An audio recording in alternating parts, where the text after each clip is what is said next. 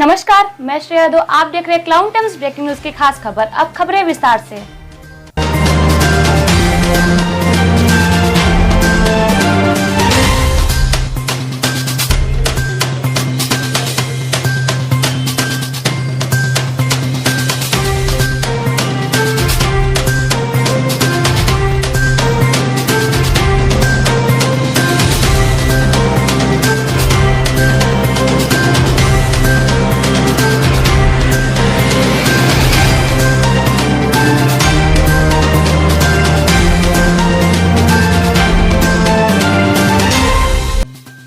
Corona कहर की तीसरी लहर का खतरा तेजी से बढ़ रहा है।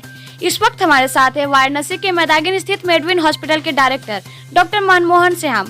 आइए जानते हैं कोविड से सीधी जंग के लिए आपके हॉस्पिटल में किस प्रकार की तैयारी है। नमस्कार, मैं डॉक्टर मनमोहन श्याम, गहन चिकित्सा विशेषज्ञ, मेडविन हॉस्पिटल मैदागिन वाराणसी से। मैडम, यह अत्यंत ही दुखद बात है कि कोविड का कहर फिर से बहुत तेज़ी से बढ़ रहा है। सिर्फ हमारे शहर ही नहीं, हमारे देश में और विदेशों में तो इसकी स्थिति और भी भयावह है। और यह तीसरी लहर है, इसकी आशंका हम सभी को बहुत पहले से ही थी और सरकार ने, प्रशासन ने और हम सभी लोगों ने पहले से ही इसके लिए लंबी तैयारी करके रखी हुई है। इस संबंध में अभी 2 दिन पहले हमारे माननीय मुख्य चिकित्सा अधिकारी महोदय के द्वारा हम सभी हॉस्पिटल्स की एक बैठक भी कराई गई है और उसमें सरकार की मंशा और सरकार के दिशा निर्देशों के अनुसार हम लोगों को तैयार रहने के लिए बोला भी गया है और हम लोग तैयारी शुरू भी कर चुके हैं। 2-3 बातें ये हैं कि एक तो है कि यह लहर तेज़ी से आएगी और इसका पीक जनवरी के बाद फरवरी में ऐसा एक्सपेक्ट किया जा रहा है। यह बहुत ज़्यादा न फैले, हम सभी शहरवासियों को इसमें सावधानी रखनी पड़ेगी और सावधानी के लिए सबसे ही इम्पॉर्टेंट है बस 2 चीज़। एक तो मास्क लगाएं और अपने हाथ को बार बार धोएं। भीड़ भाड़ में न जाएं, मॉल, मंदिर या किसी भी स्थान पे जहां बहुत ज़्यादा भीड़ है वहां जाना अब जानलेवा खतरा हो सकता है। कोविड की जो तीसरी वेव है, दूसरी वेव से थोड़ी भिन्न ज़रूर है। इसमें लोग बहुत ज़्यादा मात्रा में बीमार पड़ेंगे, लेकिन जैसी कि मॉर्टैलिटी जो भयावहता थी दूसरी रोग में, वैसा अभी देखने में नहीं आया है और यह एक अच्छी बात भी हो सकती है, लेकिन हमें सावधानी पूरी बरतनी है। सीवियर केसेज में जिनका सैचुरेशन, ऑक्सीजन सैचुरेशन 90 के नीचे आ गया हो, कोमॉर्बिड कंडीशन है, 60 साल के ऊपर हैं आप, सीनियर सिटीजन हैं, बुखार लगातार आ रहा है लेकिन ठीक नहीं हो रहा है, तो ऐसे केस और आपको सांस लेने में दिक्कत हो रही है, सांस फूल रही है, ये सीवियर कैटेगरी के केस हैं। इनको होम आइसोलेशन एकदम एडवाइजेबल नहीं है। आप तुरंत हॉस्पिटल में जाकर के भर्ती हों और इलाज लें हैं। लेकिन अगर आप पहले से अगर बीमारी है, डायबिटीज़ अनकंट्रोल है, वेट ज़्यादा है, सांस की पहले से कोई बीमारी है, तो आपके लिए हॉस्पिटल में भर्ती होना उचित होगा। डॉक्टर साहब, मेडविन हॉस्पिटल किस कैटेगरी में है और यहाँ मरीजों के लिए किस प्रकार चिकित्सा सुविधाएं उपलब्ध है? मैडम, आपको जान के खुशी होगी कि मेडविन हॉस्पिटल पूर्वांचल का पहला कोविड हॉस्पिटल है और L3 लेवल का हॉस्पिटल 50 बेड का सबसे पहले मेडविन हॉस्पिटल को चिन्हित किया गया था। दूसरी लहर में भी हम लोगों ने काफ़ी लोगों की सेवा करी और इस तरह से और हमने अपनी सुविधाओं को इस दौरान और भी विकसित किया है, अपनी सर्विसेज को विकसित किया है।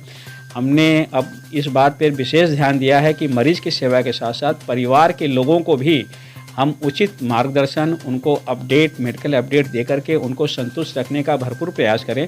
क्योंकि अगर हम मरीज़ के लिए कुछ भी करें और परिवार के साथ में हमारा संवाद नहीं हो रहा है, हम उनको मेडिकल अपडेट नहीं दे रहे हैं, उनकी चिंताओं का समाधान नहीं कर रहे हैं, तो वह भी अच्छी मतलब हमारे चिकित्सकीय नियमों के खिलाफ भी हैं और मानवता के भी खिलाफ हैं कि किसी परिवार में अगर कोई है, अगर उसको मेडिकल अपडेट नहीं मिल रहा है तो उनको बहुत सारी चिंताएं, शंकाएं हो सकती हैं।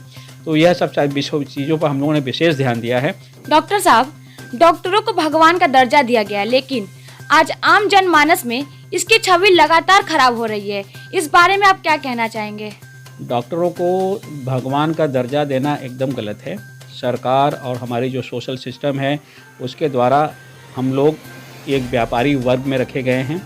हमसे भी टैक्स वसूला जाता है एक और बाकी प्रतिष्ठानों से कई गुना ज़्यादा हमारे पर कम से कम 36 तरह के टैक्सेस लगाए जाते हैं जिनकी भरपाई हमको करना पड़ता है और आने वाला समय और भी बुरा होता जा रहा है और भी कड़ा होता जा रहा है। जो निर्देश हैं जिनके द्वारा हमें एक उच्च गुणवत्तापूर्वक सर्विसेज समाज को देनी है मेडिकली, तो उसको मेंटेन करने के लिए खर्चे बहुत ज़्यादा होते हैं। ऐसी दिशा में सस्ता इलाज प्रोवाइड करना अपने आप में एक बहुत बड़ी चुनौती है। तो डॉक्टरों की छवि खराब हो रही है।